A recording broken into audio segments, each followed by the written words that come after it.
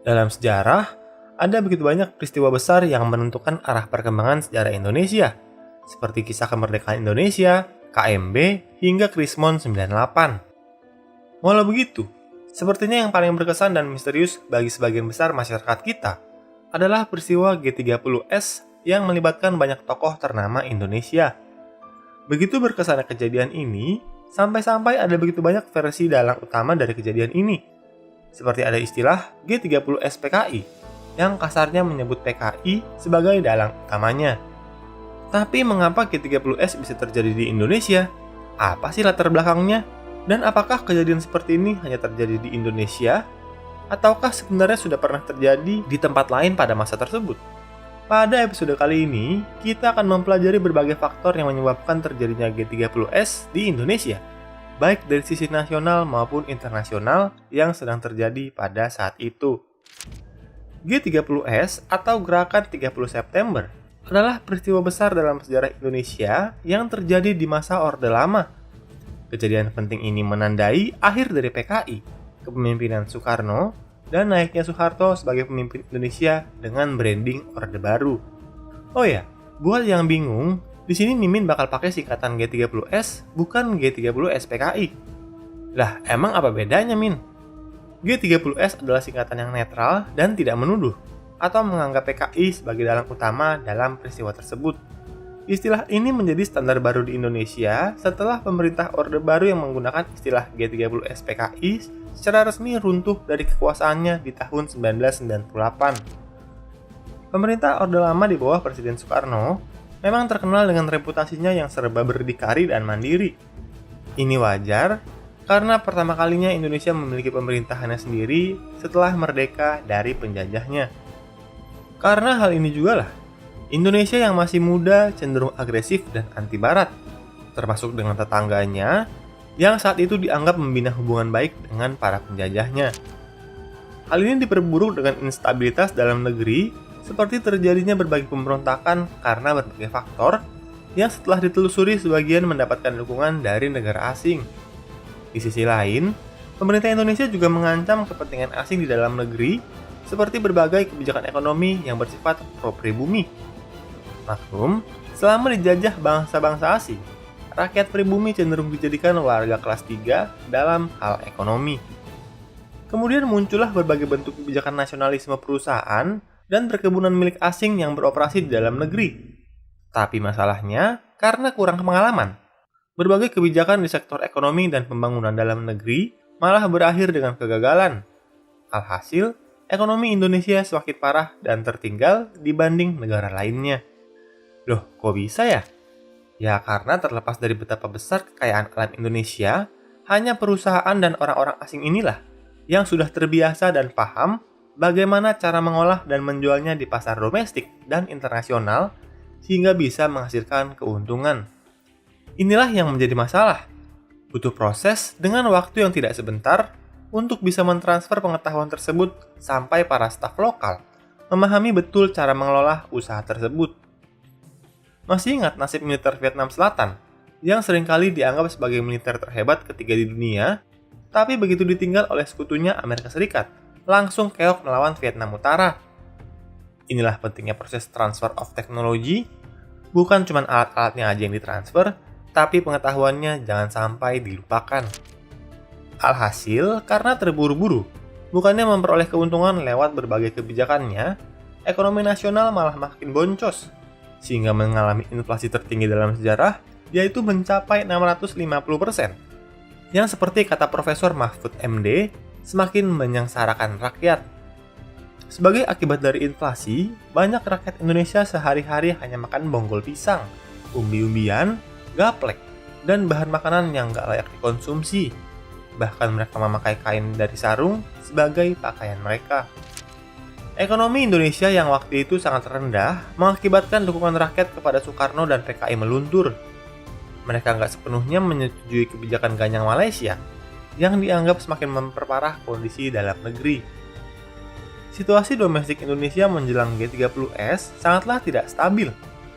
Apabila dilihat dari sejarahnya, tanpa terjadinya G30S pun, sangat mungkin terjadi kejadian serupa yang dampaknya lebih parah lagi. Kemerdekaan Indonesia dari Belanda dan keberhasilan Indonesia mendapatkan Irian Barat membuat Indonesia semakin percaya diri dengan kekuatan dan pengaruhnya di kancah internasional. Di bawah kepemimpinan Presiden Soekarno, Indonesia berusaha memainkan persaingan antara Amerika dan Uni Soviet di masa Perang Dingin demi keuntungannya sendiri. Indonesia berusaha mendapatkan berbagai keuntungan mulai dari bantuan asing, pinjaman rendah bunga untuk proyek raksasa, bantuan militer, dukungan politik, hingga tekanan internasional. Misalnya dalam perjuangan merdeka dari Belanda, Indonesia berhasil memanfaatkan dukungan dari Amerika Serikat untuk menekan Belanda sehingga bisa lebih mudah memperoleh kemerdekaan dan Irian Barat. Di saat yang sama, saat kesulitan mendapat dukungan dari Amerika Serikat, Indonesia kemudian mendekati Blok Timur, khususnya Uni Soviet, supaya mendapatkan dukungan militer guna menginvasi Irian Barat. Nah, Mimin udah bahas kisahnya dalam video ini ya. Indonesia juga memanfaatkan dukungan asing dalam bentuk pinjaman berbunga rendah, seperti proyek raksasa, proyek mercusuar, yang tujuannya agar Indonesia semakin diperhatikan oleh luar negeri. Soekarno membangunnya agar Indonesia bisa memfasilitasi Ganevo sebagai tandingan dari Olimpiade. Masalahnya saat mendapatkan dukungan ini, sang peminjam dana, Uni Soviet, dikabarkan sampai terkejut karena pinjaman sebanyak itu bukannya untuk kebutuhan rakyat atau mengembangkan industri, tentu malah untuk pembangunan. Ya tapi maklum sih, gelarnya kan insinyur.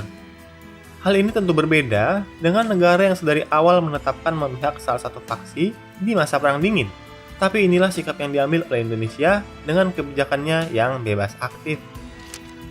Setelah Perang Dunia Kedua berakhir, Amerika Serikat sangat sibuk berperang melawan pengaruh komunisme di seluruh dunia. Dari Perang Tiongkok, Korea, Vietnam, dan berbagai perang besar lain. Menjelang terjadinya G30S, saat itu Amerika Serikat sedang terlibat dalam Perang Vietnam dan berusaha sekuat tenaga agar pemerintah Indonesia tidak jatuh ke tangan komunisme. Salah satunya adalah menekan pihak Belanda agar menyerahkan Irian Barat kepada Indonesia.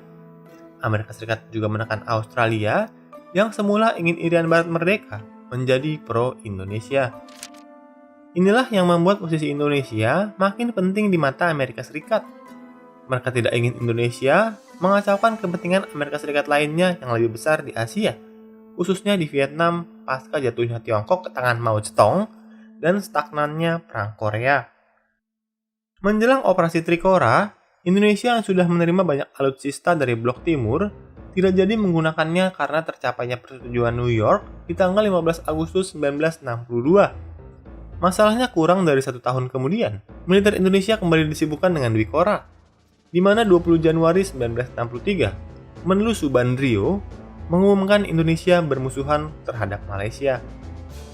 12 April, sukarelawan Indonesia sudah mulai memasuki Sarawak dan Sabah untuk menyebar propaganda, melaksanakan penyerangan dan sabotase.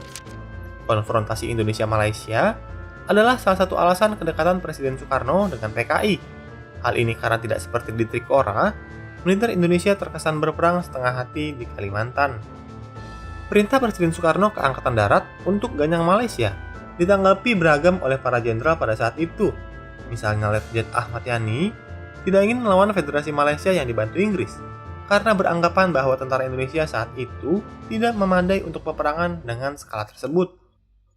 Sedangkan Kepala Staf TNI Angkatan Darat, Aha Nasution, setuju dengan usulan Soekarno karena khawatir isu Malaysia ini akan ditunggangi PKI untuk memperkuat posisinya di percaturan politik Indonesia.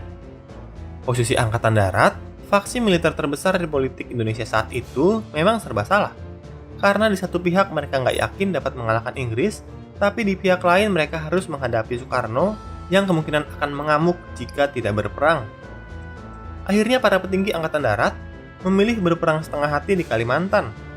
Hal ini juga dapat dilihat dari kegagalan operasi gerilya di Malaysia, padahal tentara Indonesia sebenarnya sangat mahir dalam peperangan gerilya.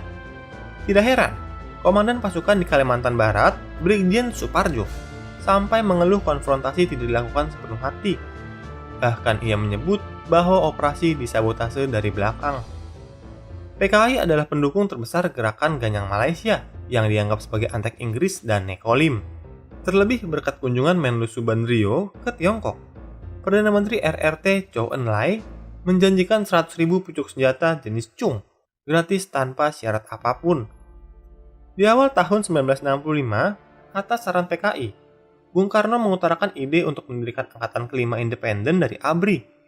Hal ini jelas ditentang oleh petinggi Angkatan Darat yang tidak setuju.